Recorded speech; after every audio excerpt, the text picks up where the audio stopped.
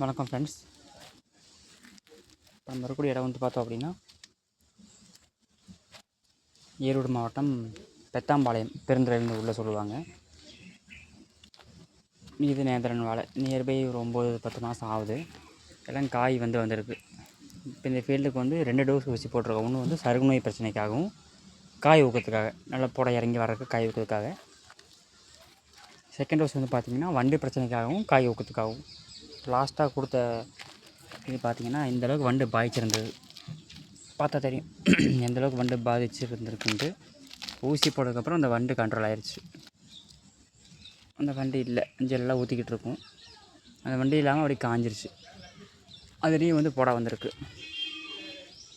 இப்போ காய் ஊக்கத்துக்கு கொடுத்த ரிசல்ட்டோ அப்படி பிக்சரில் காமிக்கிறேன். காய் எந்தளவுக்கு தேக்கமாக இருக்குன்னு பாருங்கள். இது ஒன்று. லைனாக எல்லாமே புடை வந்துருச்சு. எல்லாமே கால் காய், அரைக்காய், முக்காக்காயாக இருக்குது.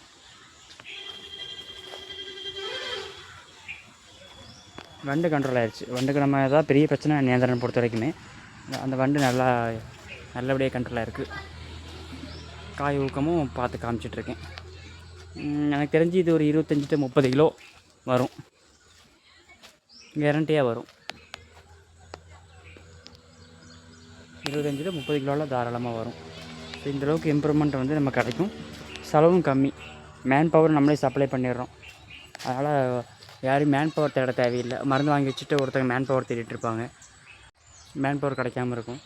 அந்த மாதிரி பிரச்சனை இருக்கும்போது இது உங்களுக்கு மேன் பவரும் இருக்குது, மருந்து கொடுக்குறோம். ஸோ ப்ராப்பராக நல்லாயிருக்கும்.